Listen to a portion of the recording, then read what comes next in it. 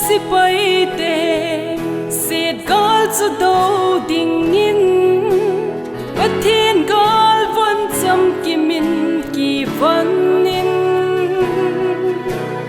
ki do na pon la soi zin si zing u te leng Kriston i mau e pui sing ding o ni gibi o chung a ding in lang o tha ai zalon kho a ding sing email mau sur satan i zo ma sang se i zo nghe yêu ai hi se thil bor thei na chu Calvary zona lo busy in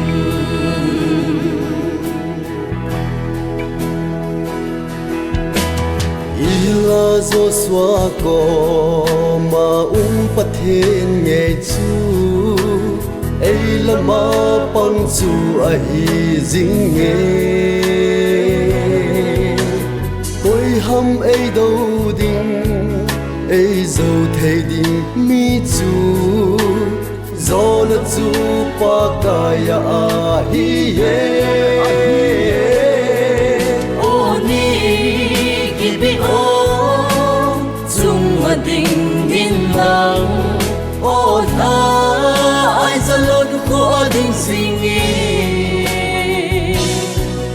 email mau sur satan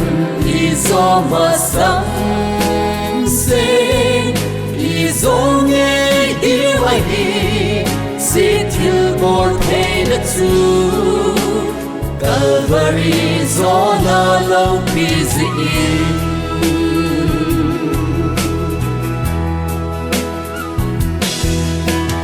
nang sol bong gal van ho tu heng lau in o pathin hat na chu ta san hi thi zona tu pa ka ya hi zing zing hen zam lo vin sit gal tu do zing di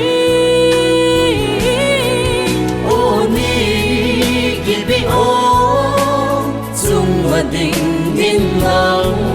o tha ai zalon kho a ding sing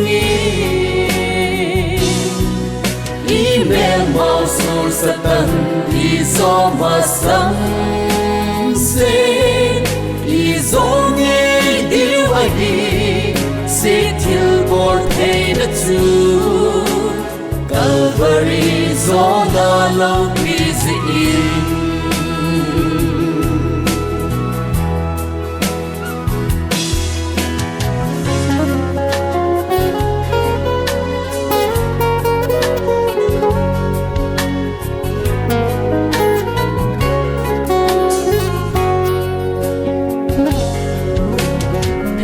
se thim noi gam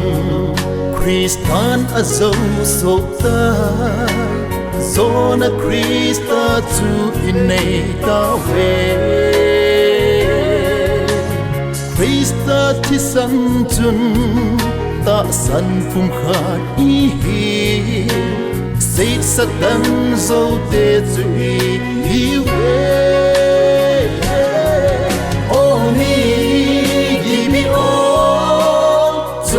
ding in lang o tha ai zalon kho a ding sing email mau sur satan i zo ma sang se i zo nghe điều ai hi se thil bor thei na chu Calvary zona